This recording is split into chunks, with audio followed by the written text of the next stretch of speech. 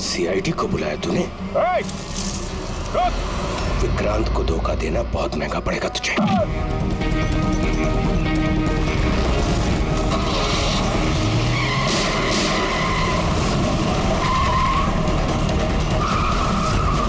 और इस तरह इस बार तुम उस तक पहुंच ही गए।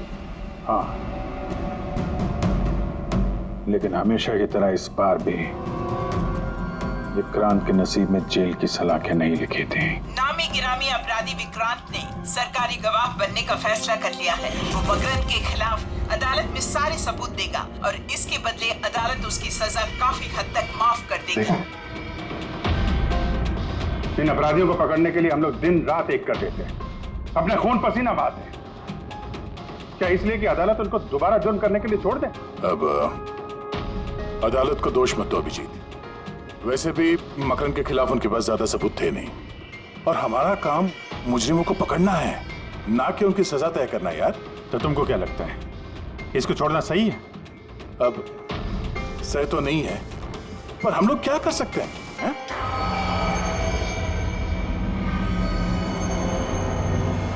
कर सकते हैं दया, बहुत कुछ कर सकते हैं। बहुत बड़े बड़े मुजरिम देखे हैं मैंने सर, पर ये विक्रांत कुछ अलग ही था। हर बार कुछ ना कुछ करके बच ही जाता। तो इस बार उसका बच निकलना तुम्हें मंजूर नहीं था, क्यों? यही बात है ना? ठीक समझा। इसलिए जब मुझे पता चला कि इस केस का इंचार्ज मेरा पुराना दोस्त मुरली है, तो विक्रांत से मिलना है मुझे। यार सिर्फ 10 मिनट। अभिजीत, तुम ये जानते हो कि ये मुमकिन नहीं है। This doesn't fit into any kind of protocol. मैं तुम्हें परमिशन नहीं दे सकता। परमिशन? वो आरती याद है तुम्हें? बीकॉम सेकेंड ईयर की स्टूडेंट, कैसे तड़पा तड़पा के मारा था उसने। किसने परमिशन दी थी उसे ऐसा करने के लिए? और वो 80 साल की बूढ़ी औरत जिसे आंख से दिखता नहीं था, उसके हाथ पांव काट दिए थे उसने। एक 8 साल के बच्चे तक को। अभिजीत, मैं उसकी पूरी केस हिस्ट्री को जानता हूं। फिर तुम ये भी जानते होगे किसी भी जेल में 15-20 दिन से ज्यादा नहीं टिकता ये विक्रांत। यार मेरा उससे मिलना बहुत जरूरी है। एक लड़की का किडनैप हो गया, पिछले 2 महीने से नहीं मिल रही है। सिर्फ विक्रांत जानता है कहां है वो। यह लड़की की जिंदगी का सवाल है, समझो यार, सिर्फ 10 मिनट। ठीक है, लेकिन सिर्फ और सिर्फ 10 मिनट। तो इस तरह तुम विक्रांत के कैंप तक पहुंचे, लेकिन तुम्हें तो सिर्फ उस लड़की के बारे में जानना था ना? ये सब कैसे हो? ये सच है सर, मैं सिर्फ लड़की के बारे में जानने गया था, मगर 5 मिनट का टाइम दे रहा हूं। दिमाग पे जोर डाल ले और अच्छी तरीके से हिला ले। आरजू कहाँ है? आरजू? कौन सी आरजू? किसकी आरजू? मैं नहीं जानता किसी आरजू को। वही लड़की जिसे तूने किडनैप कर रखा है। ओह सॉरी, भूल गया था। कहाँ रखा है उसे? जानता है अभिजीत, पिछली बार भी मैंने एक लड़की को किडनैप किया था, फिर भूल गया था। फिर अचानक 2 महीने के बाद मुझे याद आया, तो फिर जाकर देखा कि उसकी लाश कुर्सी से बंधी हुई थी और उसकी लाश पर मक्खियां भिनभिना रही थी। और अब आरजू का भी वही हाल होने वाला है। ऐसा कुछ नहीं होगा।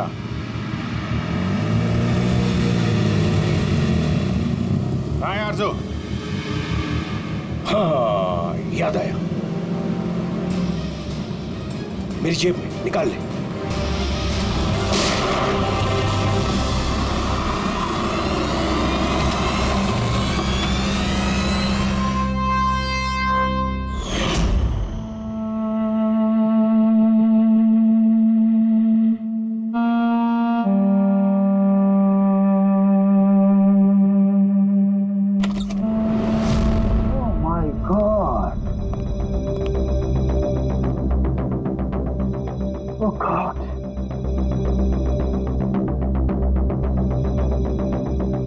मुझे तुम जैसे जिम्मेदार ऑफिसर से ये उम्मीद नहीं थी मुरली। तुम्हारी निगरानी में ये हो कैसे गया? कैसे? हाउ? गलती मुरली की नहीं, मेरी है। सब मेरी वजह से हुआ है।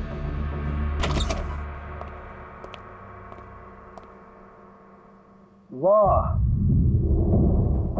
वाह, क्यों एसपी साहब, बड़ा गर्व हो रहा होगा आपको। तो इतिहास में पहली बार किसी सीआईडी ऑफिसर के हाथों खून हुआ है, और वो भी एक सरकारी गवाह का। चैन साहब, आपको जो कुछ कहना है मुझे कहिए। अपराध मैंने किया है। तुमसे नहीं, एसीपी प्रद्युमन से। कैसे हुआ ये सब? पता नहीं सर कैसे हो गया। मैं तो सिर्फ उसे गन दिखा के डरा रहा था सर। गोली चलाने का कोई इरादा नहीं था सर मेरा। अच्छा। तो तुम सिर्फ गन दिखा रहे थे, हाँ? और गन अपने आप चल गई। तुम सीआईडी ऑफिसर हो या कोई नौसिखिए? I mean amateur shooter. मैं पहला सवाल, तुम वहां गए क्यों थे? जब कानून अपना काम कर रहा था तो तुमसे किसने कहा था टांग अड़ाने के लिए? जैन जी प्लीज, आप जरा शांति से बात कीजिए। अभिजीत एक सीआईडी ऑफिसर है, कोई राह चलता आदमी नहीं। देखो, अभिजीत मेरे लिए सिर्फ और सिर्फ एक मुजरिम है, मकरंद की तरह। हाँ, वैसे कितने रुपए लिए तुमने मकरंद से विक्रांत को मारने के लिए?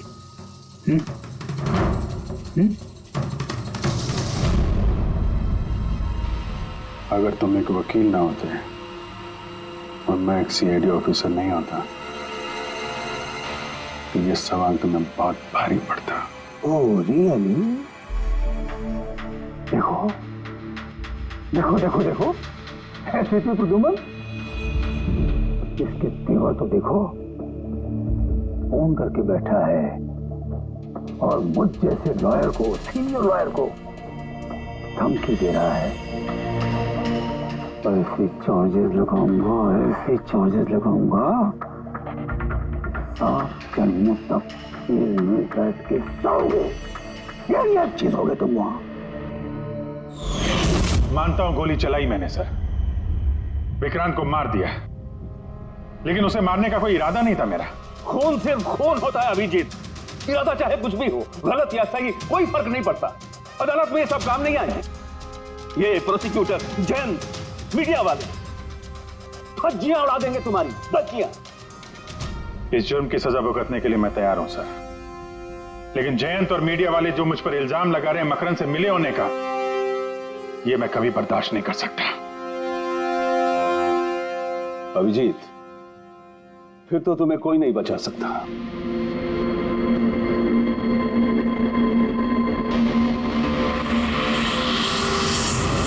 सारे सबूत और गवाह अभिजीत के खिलाफ है। यानी कोई उम्मीद नहीं है सर? कैसे उम्मीद है? अभिजीत ने खुद कन्फेस किया है कि गोली उसी ने चलाई।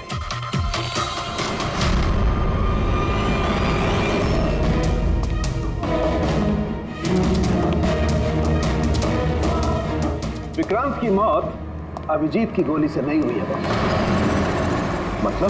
मतलब ये कि विक्रांत को गोली लगी है ठीक फेफड़ों के नीचे, और जब गोली फेफड़ों के नीचे लगती है तो इंसान की मौत होने में 20 से 30 मिनट लगते हैं, और विक्रांत की मौत तुरंत हो गई थी। एग्जैक्टली, इसीलिए मैं कहता हूं विक्रांत की मौत अभिजीत की गोली से नहीं हुई है, इसकी कोई और वजह है। और क्या वजह हो सकती है? उस वैन में ड्राइवर अभिजीत और विक्रांत के अलावा और कोई नहीं था। एक गोली चली, वो भी अभिजीत के गन से। उस वक्त वैन के अंदर कोई और नहीं था, और वैन के बाहर तो कोई और हो सकता है।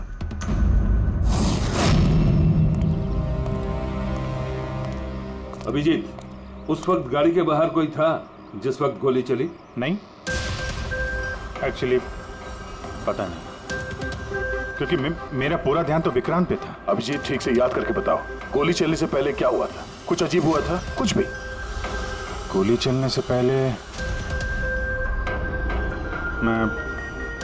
मैं विक्रांत से बात कर रहा था और हाँ, अचानक वैन को झटका लगा, गाड़ी हिल गई और विक्रांत भी थोड़ा गिर गया और मेरा भी संतुलन बिगड़ गया और गोली चल गई। एक मिनट, झटका लगा? किस तरह का झटका? जैसे सड़क पे अचानक से कोई गड्ढा आ गया, पूरी वैन हिल गई। लेकिन यहाँ तो सड़क बिल्कुल ठीक है, दूर दूर तक कहीं कोई स्पीड ब्रेकर भी नहीं है, स्मूथ। यहाँ गड्ढा कैसे आ सकता है? हाँ साहब, झटका लगा था, मेरी पूरी वैन यूं दाईं तरफ मुड़ गई।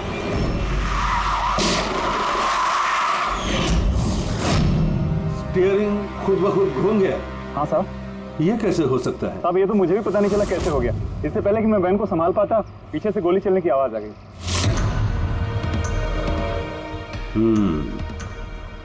स्टीयरिंग व्हील का खुद ब खुद मुड़ जाना, गोली अपने आप चल जाना,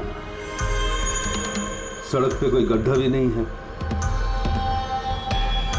आखिर यहां हुआ तो क्या हुआ?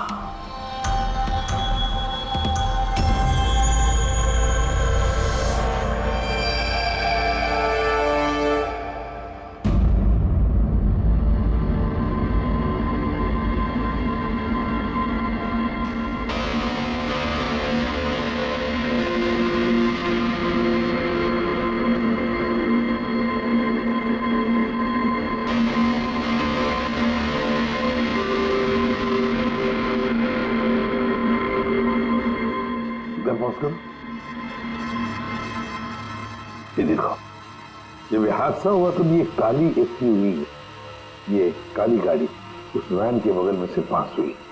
मतलब सर, विक्रांत का खूनी शायद इसी गाड़ी में? हाँ, हो सकता है।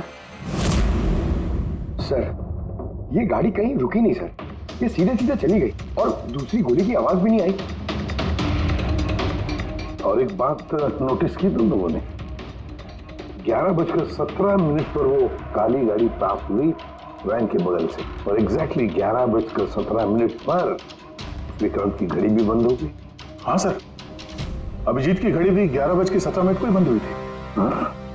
ये दोनों घड़ियों का एक साथ बंद होना और इस कार का ठीक 11:17 पे वहां से गुजरना, ये संजोग नहीं हो सकता। बिल्कुल सर, बिल्कुल सही कहा आपने, ये कोई संयोग हो ही नहीं सकता।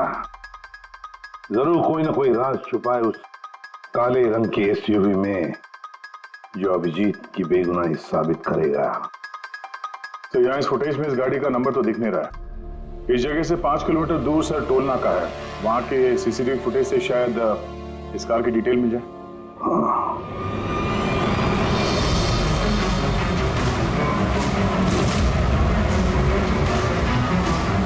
अगर वो गाड़ी टोल नाका से गुजरी ही नहीं तो यही कहीं आसपास होनी चाहिए, इसी इलाके में। सर, वो देखिए, काले रंग की कार।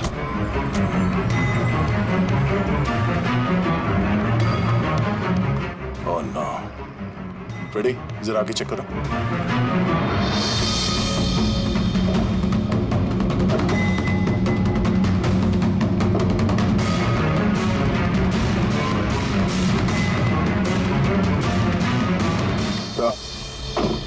ये वही काली एसयूवी है, जला दी गई है।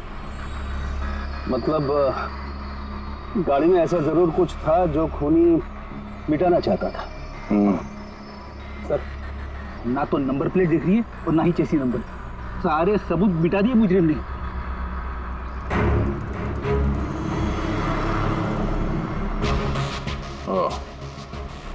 फिर एक काम करो, जरा आसपास पूछताछ करो, देखो किसी ने यहाँ पे कुछ देखा है क्या। अरे सुनो, ये जली हुई गाड़ी के बारे में कुछ बता सकते हो क्या? जी नहीं। हाँ?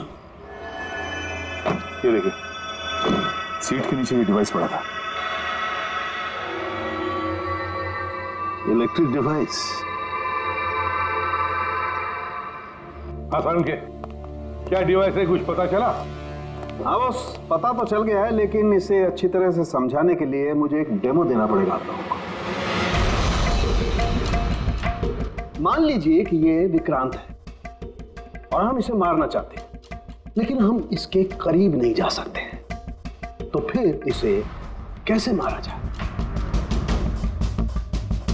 कैसे? डॉक्टर सालुंखे, हमें पता होता तो आपके पास क्यों आते? प्लीज आगे बताइए। हाँ बताता हूं।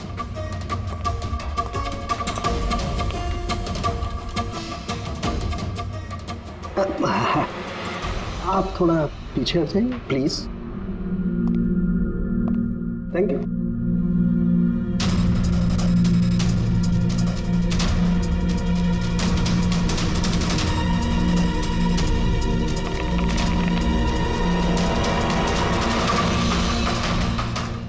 देखा आपने? बस बिना नजदीक जाए इसे ऐसे मारा जा सकता है। ये आपने किया कैसे सर? क्योंकि जैसे ही हमें इस डिवाइस के बारे में पता चला, हमने विक्रांत के पुराने मेडिकल रिपोर्ट्स मंगवाए जेल में से। ये स्कैन 2 महीने पुराना है और ये वाला स्कैन ये हमने कल रात को लिया उसके मरने के बाद।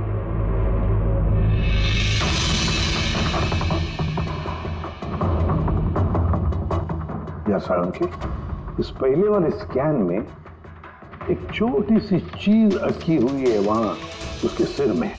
वही चीज इस 2 महीने बाद वाले स्कैन में शिफ्ट हुई है, हिल गई है, पीछे आ गई है।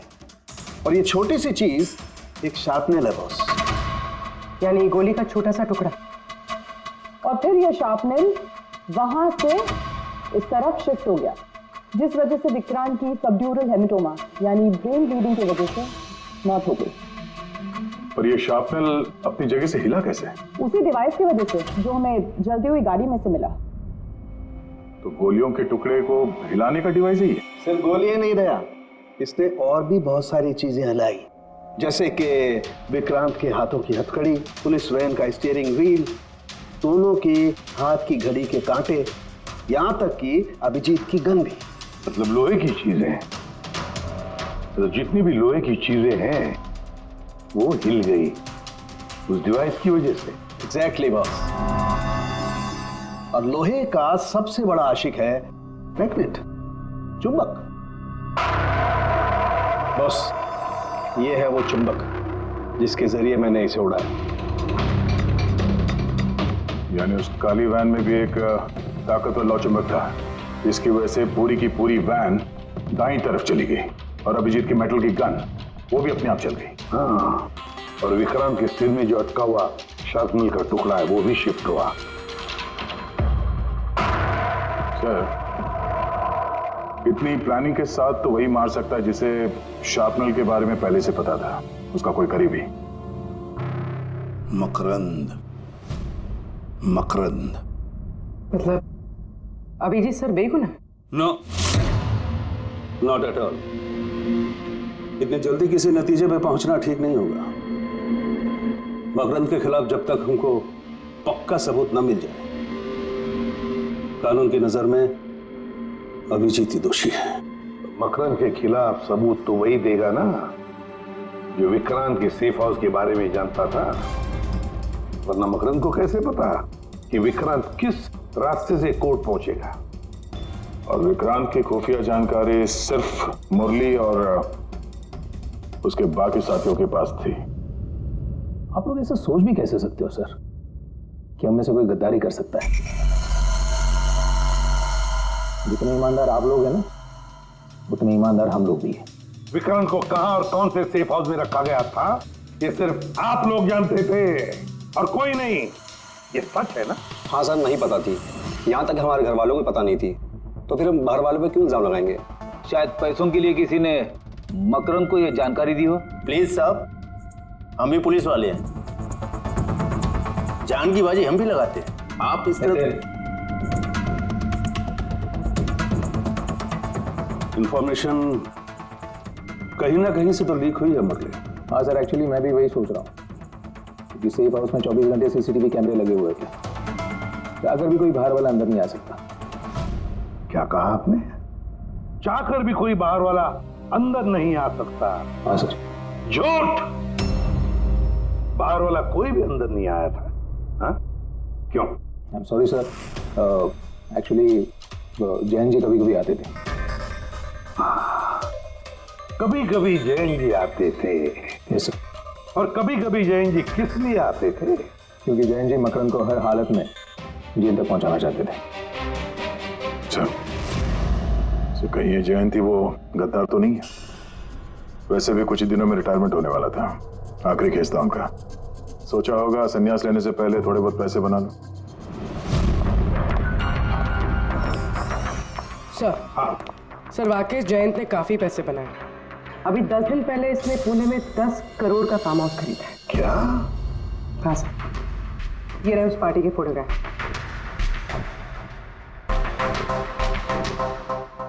एक मिनट, माय गॉड, दया पहचाना इसे? हाँ सर, ये तो जोगी है, मकरंद का खास चेला। जोगी, मकरंद का खास चेला, और वो भी जयंत की पार्टी में।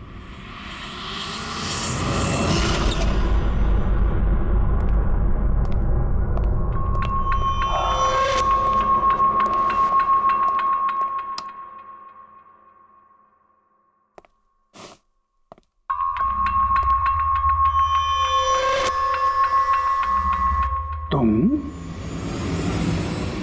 यहां कैसे? और मेरे घर में घुसे कैसे? हाँ? मुजरिमों को उनके बिल से निकालने के लिए बिल के अंदर तो घुसना ही पड़ता है जैन साहब। मुजरिम मुजरिम मैं हूं या तुम? मैं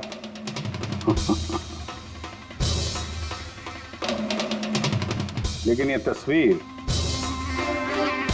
ये कुछ और ही कहानी कह रही है।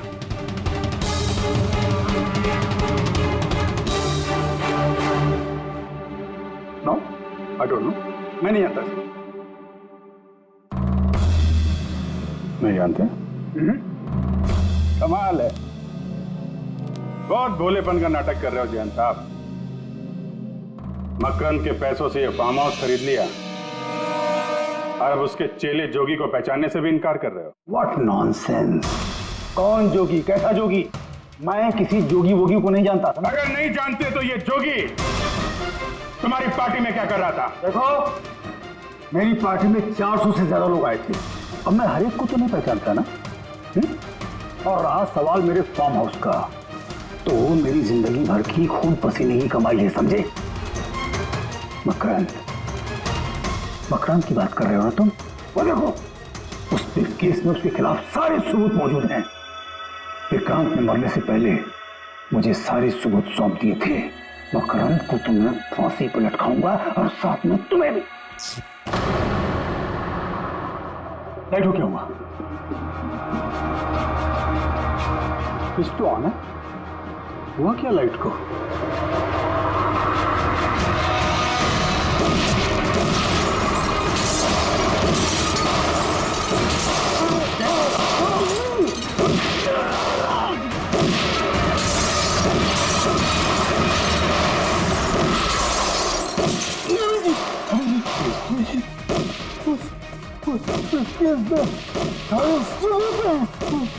मकान के हाथ नहीं आना चाहिए। जैन जी,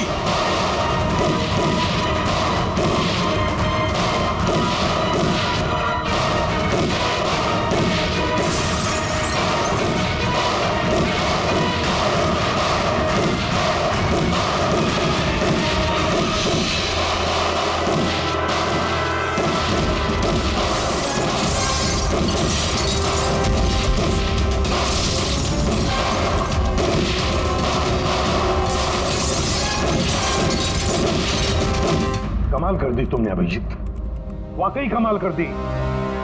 पर पूरी मीडिया तुम्हारे जान के पीछे पड़ी है, अब तो उनको लॉटरी लग गई। अब कह रहे जैन का खूनी अभिजीत है। सर, उनके कहने से क्या होता है? आपको पता है मैं निर्दोष हूं सर। लेकिन तुम्हें वहां जाने की जरूरत क्या थी? जैन के घर में, वहां के सीसीटीवी कैमरे में साफ दिख रहा है कि जैन के मौत के वक्त तुम वहां थे। और सिर्फ इतना ही नहीं, अब तो पूरी सीआईडी टीम पर इल्जाम लगा रहे हैं कि हम तुम्हें बचाने की कोशिश कर रहे हैं। इल्जाम तो लगेगा ही ना प्रद्युमन। जयंत मकरंद के खिलाफ नया सबूत पेश करने वाला था अदालत में, और ठीक एक दिन पहले उसकी मौत हो गई। हाँ, लेकिन वो सबूत मुजरिमों के हाथ नहीं लगा सर। मैं लेके आया।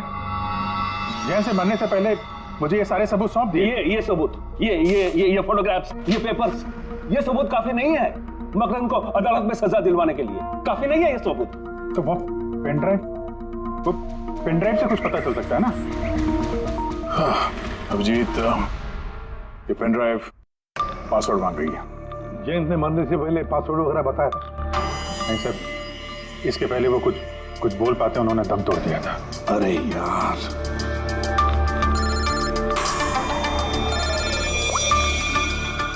हेलो, हाँ पूर्वी।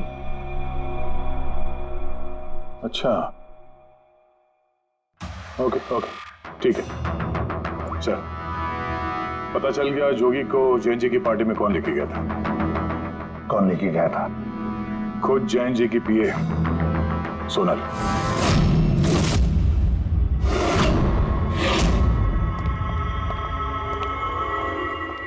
सर, ये सब सोनल पूरी तेरा पीछे कर।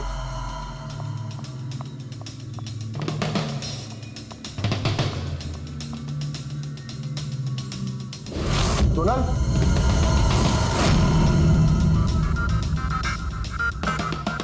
सर अभी तो कोई भी नहीं। सर कोई नहीं होगा। तो सोनल गई कहाँ?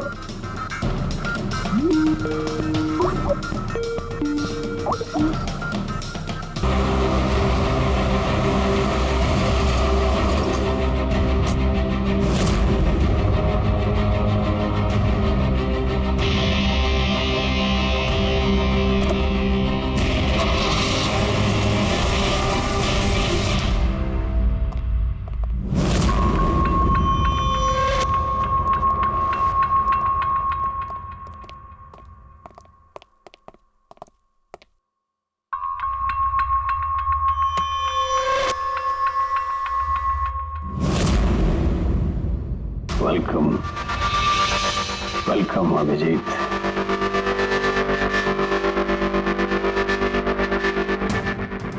मकरंद के आशियाने में तुम्हारा स्वागत है।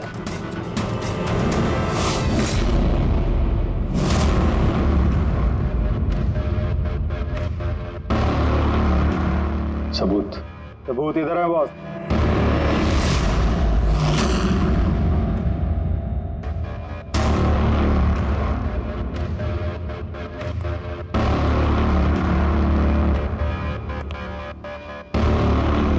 मकरंद, सबूत तुम्हें मिल चुका है, अब सोनल को जाने दो।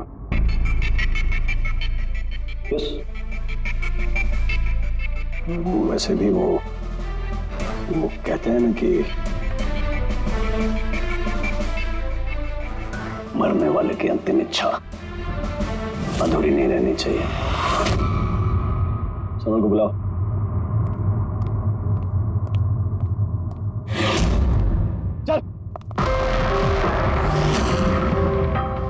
सर, आप?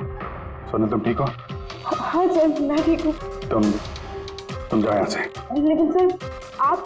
मेरी चिंता मत करो, तुम निकलो, जाओ।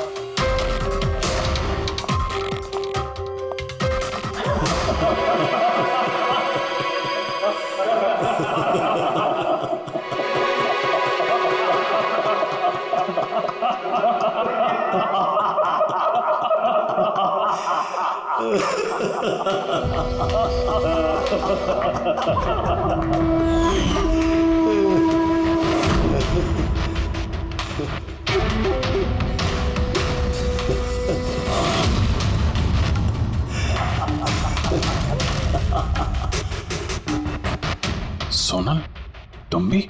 मानते हो ना मेरे दिमाग को? तुम सीआईडी वालों को भी मैंने चकमा दे दिया।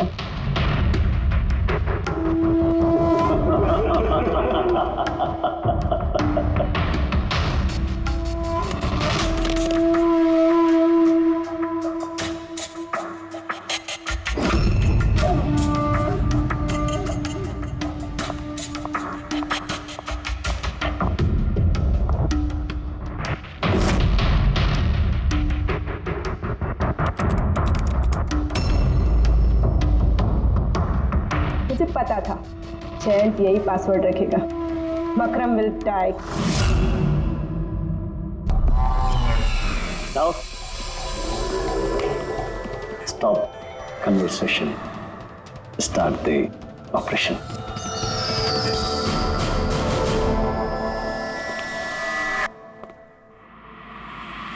मरने का टाइम हो गया। टाइम हो गया? नहीं तो?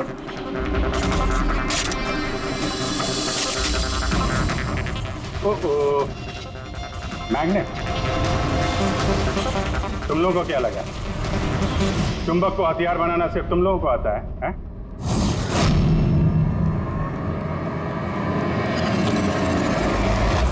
इस ब्रीफकेस में वैसा ही चुंबक है जैसा तुम लोगों ने उस गाड़ी में लगाया था विक्रांत को मारने के लिए। मकरंद, खेल खत्म तुम्हारा।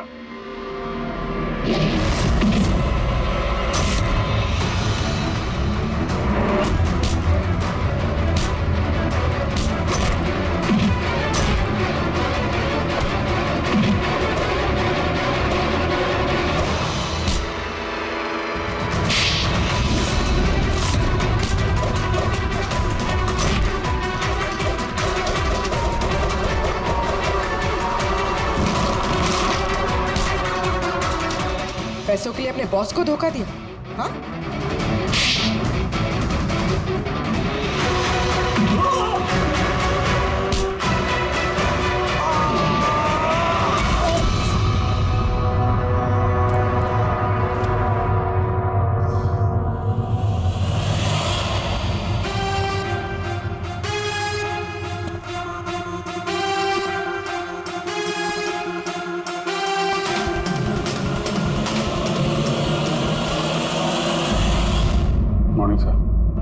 कॉन्ग्रेचुलेशन अभिजीत, फाइनली तुम पर लगे सारे इल्जाम आज धुल ही गए और एक बार फिर उसी गर्व के साथ तुम सीआईडी की ड्यूटी ज्वाइन कर सकते हो।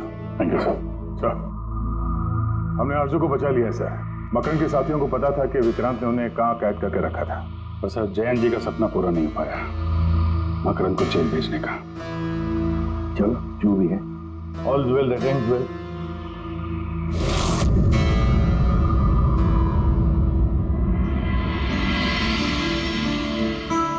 संभालो अपनी अमानत को।